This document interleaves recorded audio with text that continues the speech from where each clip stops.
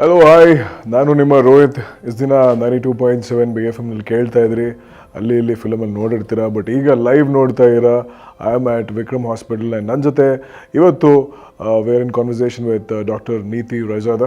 ಇವ್ರಿಗೆ 15 years experience ಇದೆ. She is one of the most senior medical oncologist and heme oncologist, and ಅವ್ರು ನಮ್ಮ ಜೊತೆ ಇದ್ದಾರೆ.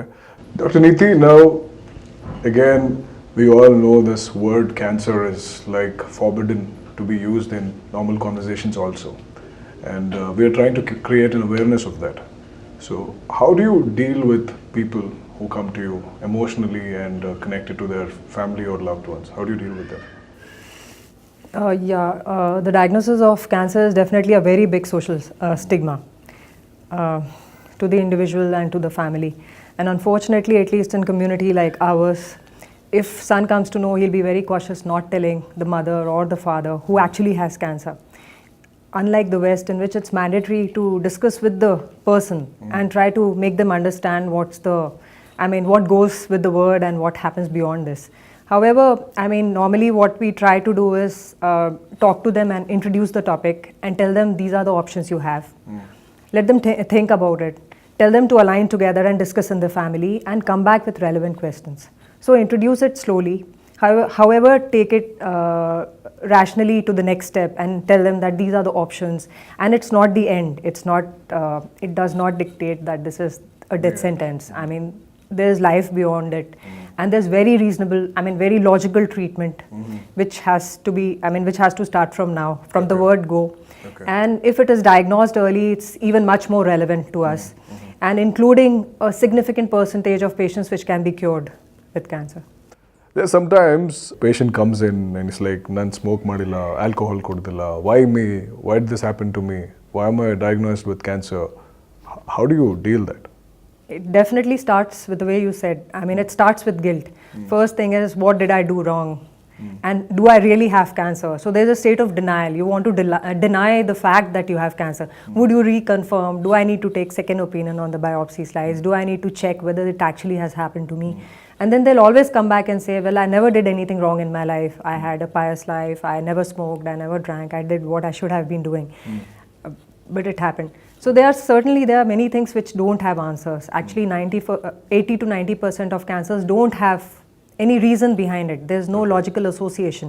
Although 10 to 20% might have a hereditary history or genetic history, there could be association with smoking or alcohol. But quite a few of them don't have any association. So, acceptance definitely is the most important issue. And once it seeps in them, then there's a phase of anger that I don't want treatment, this is not happening to me, I'm not going to accept the side effects and all. So it has to go through the process until you start accepting it and start going through the phase. What do you like being a doctor in Vikram Hospital? It's a very nice place to work. The colleagues are very interactive. There's no personal grudge at any level. Okay. And there's no interference of the administration for medical reasons. They'll let you do work as per your, what I would want to do for my patient for the best interest. Okay. So that's actually very unlike corporate culture. And it's a very non-interfering kind of an environment. Lakhs of people watching us on Facebook, and they're asking us questions. So is there any particular thing you want to tell to people if they get to hear this cancer word? What do you have to tell them, how to handle that? See, most important thing is awareness.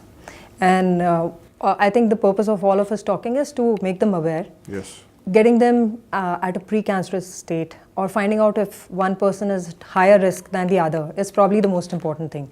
If at all you actually land up getting cancer, then treating at the right place, treating with the right set of new scientific answers. So you have to get treated right and treated early. These are the things, we definitely need to spread across. But how do a person get to know that, okay, I need to get this checked? So everybody would have a routine screening recommendation in which they should do certain set of investigation annually or 1 in 2 years. And there are certain set of investigation which should be done for high risk individual. If I am already a smoker, then a certain years later I need to screen myself for certain things. if I'm exposed to a certain kind of thing, if let's say I have hepatitis B or C, then I would have to screen myself for certain thing. So there is a standard risk recommendation for all the population of a certain age, and there's a high risk screening in which if you have a strong family history, if you have certain precursors, some viral exposure, or you have some industrial or chemical exposure, then you need certain special tests to be done at a regular interval. Thank you, doctor. Thank you a lot Thanks for so your much. time. Thank you. So ಕೇಳಿದ್ರಿ and ನೋಡಿದ್ರಿ ಕೂಡ. ಇದೇ ಥರ ಸಾಕಷ್ಟು live ಶೋಸ್ನ ನಾವು ವಿಕ್ರಮ್ ಹಾಸ್ಪಿಟಲಲ್ಲಿ ಮಾಡ್ತೀವಿ. And ಇಲ್ಲಿರೋ ಪೇಷಂಟ್ ಜೊತೆ ಮಾತಾಡ್ತೀವಿ, ಅಲ್ಲಿರುವಂಥ ಡಾಕ್ಟರ್ಸ್ ಜೊತೆ ಮಾತಾಡ್ತೀವಿ, ಸ್ಟಾಫ್ ಜೊತೆ ಮಾತಾಡ್ತೀವಿ. ನಮ್ಮ ಉದ್ದೇಶ ಏನು ಅಂದರೆ ಈ ಹಾಸ್ಪಿಟಲ್ಸಲ್ಲೂ ಕೂಡ how they lead life and their healthy concerns ಏನೇನಿರುತ್ತೆ ಇದ್ರ ಬಗ್ಗೆ ಎಲ್ಲ ಮಾತಾಡ್ತೀವಿ ನಾವು. ಆ್ಯಂಡ್ ಮಿಸ್ ಮಾಡದೆ ನೀವು ಕೂಡ ಕೇಳ್ತಾರೆ 92.7 Big FM-ಅಲ್ಲಿ Take It Easy, sponsored by Vikram Hospital. And this is Rohit, signing off.